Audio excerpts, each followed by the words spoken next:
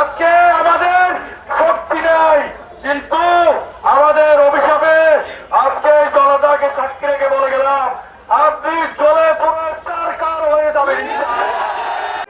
আসসালামু আলাইকুম ওয়া রাহমাতুল্লাহ। প্রিয় সংগ্রামী ভাইসব, আজকে আমরা অত্যন্ত ভাগ্যবান, আমাদের কাছে এমন একটা ডিসি মহোদয় উপস্থিত হয়েছেন যিনি পুরো বাংলাদেশের মধ্যে ভাইরাল হিসাবে আছেন। আমি 2 মিনিটে কথাগুলো শেষ করবো। ভাই, আমরা ব্যবসায়ী, আমরা নিরস্ত্র, আমরা আমাদের অধিকারের কথা বলি। বাংলাদেশ বিনির্মাণের জন্য যে অর্থনৈতিক শাখা, এই শাখাকে শক্তিশালী করার জন্য আমরা ব্যবসায়ীরা কিন্তু একতাবদ্ধ, ঐক্যবদ্ধ। আমরা প্রশাসনের বিরুদ্ধে নয়, পুলিশ বাহিনীর বিরুদ্ধে নয়। করোনা বা যে কোনো ভাইরাসের এগেনস্টে ফাইট মানি ব্যাকট্রলের লেফট রাইট লেফট রাইট। আপনারা আমাদের সম্পদ, আমার পরিবার নিয়ে আমার ব্যবসায়ী ভাইরা রাস্তায় নেমেছে। আমাদের কি অপরাধ ছিল? আমরা ব্যবসা করি। আজকে দীর্ঘ 25 বছর ধরে আমরা এই ব্যবসাকে প্রতিষ্ঠা করছি, এস্টাবলিশ করেছি।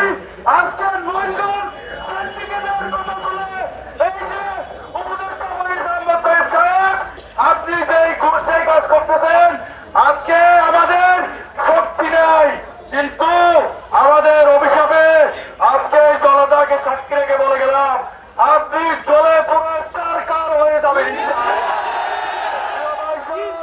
আমি প্রশাসনের উদ্দেশ্যে এবং সরকারের উদ্দেশ্যে বলতে চাই, আমরা সুদ টাকান না।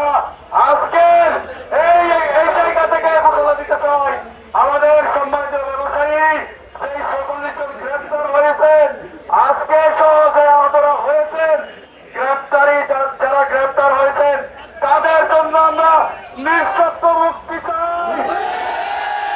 অন্যথায় আমাদেরকে সবাইকে জেলে নিয়ে যান। আমাদেরকে গুলি করতে হবে না, আমাদেরকে টিয়ারশাল মারতে হবে না, আমাদেরকে আহত করতে হবে না। আমরা সশরীরে আপনাদের সামনে যাব, থানায় যাব। আমরা যে 20,000 ব্যবসায়ী আছি, এখানে সংশ্লিষ্ট 20 লক্ষ মানুষ আছে। সরকারকে বলতে হবে এই 20 লক্ষ মানুষের রুজি রোজগারের যে মাননীয় প্রধান উপদেষ্টা প্রথম থেকে বলে আসছেন যে চাকরিজীবী হইও না, উদ্যোক্তা হও। আমরা কিন্তু কর্মসংস্থান তৈরি করেছি। আমরা কিন্তু প্রতি বছর ট্যাক্স দিই, আমরা ট্রেড লাইসেন্স লবাইং করি, আমরা জাকাত দিই, আমরা রিটার্ন দিয়ে থাকি। ভাইয়েরা প্লিজ, আমরা আজকে রাস্তার মধ্যে কেউ খুশিতে আসে না, আমরা প্যানের দায়ে এসেছি। আমরা দীর্ঘ 25 বছর ধরে এই ব্যবসা পরিচালনা করে আসছি। আমরা কোথায় যাব? আমরা ট্যাক্স দিতে চাই। আর আমি একটা আজকে কথা বলতে চাই, যেহেতু সংবাদ কর্মীরা রয়েছেন, বেশি কথা বলার দরকার নেই। সরল একটা কথা বলি, প্রতি মোবাইল সেটে যদি আমাদের থেকে 1,000 2,000 টাকা করে যদি আপনারা ট্যাক্স দেন, বাংলাদেশ উন্নয়ন করার জন্য চাইগো পাবেন না আমাদের টাকা।